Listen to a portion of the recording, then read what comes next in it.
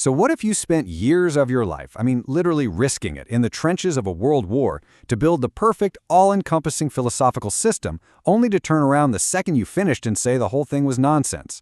Well, that's not some thought experiment. That's the incredible true story of Ludwig Wittgenstein, one of the most brilliant and, tormented minds of the 20th century. This right here is the famous, almost haunting, final sentence of his first masterpiece, the Tractatus Logico-Philosophicus. And you have to get this. He wrote most of it while he was in the trenches and prisoner of war camps of World War I.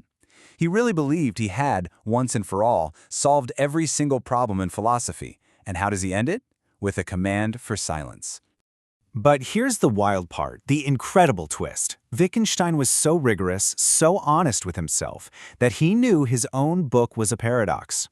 He understood that by his own brutally strict logic, the very sentences he was writing to draw the limits of language were, well, they were themselves meaningless. They were trying to talk about things that by his own rules just couldn't be talked about. Okay, so how can a book that claims to solve all of philosophy also be, by its own admission, nonsensical? It sounds impossible, right? This is the central puzzle of the Tractatus. And luckily for us, Wittgenstein himself gave us a really powerful metaphor to help unlock it. He said his book was a ladder. All of its propositions were like rungs, and they were designed to get you to a higher place, a new perspective where you could finally see the world correctly. But once you've made it to the top, once you have that new vantage point, what good is the ladder? It's not just useless anymore, it's actually in the way. It served its purpose, and now it has to be kicked away. The ambition of the young Wittgenstein, it was just immense. He wasn't just trying to answer a few philosophical questions. He was trying to prove that most of them were just confusions we get into when we misuse our own language. His goal was nothing less than to create a perfect, logical map of what could be said and what couldn't. At the very heart of this huge project was this idea, the picture theory of meaning. Basically, he argued that a sentence is only meaningful if it corresponds to a state of affairs in the world, if it pictures a possible fact. If it doesn't do that, it's not wrong, it's just meaningless noise. And you can just feel this desperation for order in the way the book is written. The Tractatus has this cold architectural precision. Everything is laid out in a numbered system of logic. It's the work of a man who's seeking absolute clarity while he's surrounded by the absolute chaos and bloodshed of the First World War. This all leads him to this crucial distinction he makes. The sayable is the world of facts, all the things our language can neatly make pictures of. But, and this is a huge but, the most important things in life, ethics, beauty, love, the meaning of it all, those things belong to what he called the showable. You can't state them as a fact. They can only make themselves apparent. They can only be shown. So, after solving philosophy, Wittgenstein makes this incredibly dramatic pivot. He realizes that this perfect, logical world he had built was, in a very deep way, completely unlivable. The man who showed everyone the limits of language found himself trapped inside them. And his actual life perfectly mirrors this intellectual crisis. He didn't just write about it, he lived it. He gave away his family's fortune, one of the largest in all of Europe, and tried to live this simple, ordinary life as a school teacher in a remote village. It's like he built this beautiful, perfect palace made of logic, but then he realized it was cold and sterile, and you couldn't actually live in it.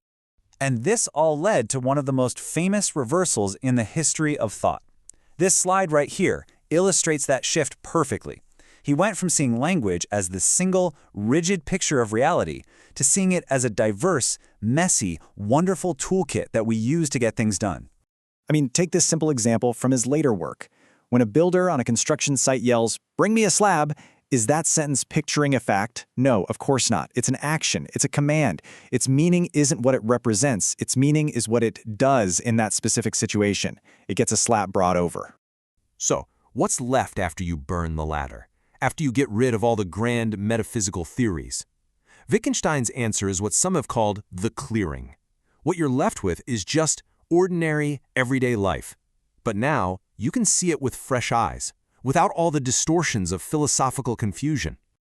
His new big idea became what he called language games. He realized that language isn't one single unified system at all. It's this huge family of different activities. And just think about it for a second.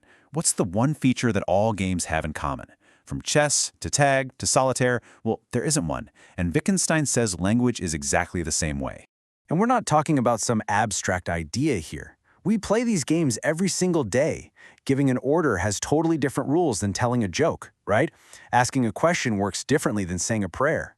Each one is its own little form of life, its own way of using words to do something in the world.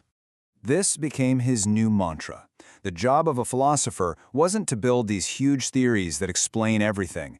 It was to be more like a therapist, to just look very closely at how we actually use words in their normal homes and simply dissolve the confusions we get ourselves tangled up in. But we have to remember, this intense intellectual journey wasn't just an academic exercise for him. It came at a huge personal cost. You really can't separate the philosopher from the philosopher here, a man who lived his life with an almost unbearable intensity. He felt, as one person who knew him put it, the weight of the world. For him, every single word had to be perfectly true, every action had to be perfectly sincere. And this impossible standard made ordinary life a constant struggle, but it was also the very source of his profound revolutionary insights. And then we come to 1951. He's on his deathbed. After a life filled with this inner torment, this constant feeling of failure, he speaks these final, enigmatic words. Tell them I've had a wonderful life. How? I mean, how could a man who seemed to suffer so much say that his life was wonderful? Well, it's because for him, wonder wasn't about happiness or comfort. It was about the fullness of the experience. It was the intense, often agonizing but ultimately meaningful struggle to just see the world and ourselves clearly. The meaning wasn't in getting to the top of the ladder. It was in the quality of attention you brought to the climb itself. So, Wittgenstein leaves us with this final image.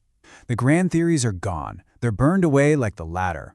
And all that's left is the music of what happens, the richness, the strangeness, the beauty of ordinary life.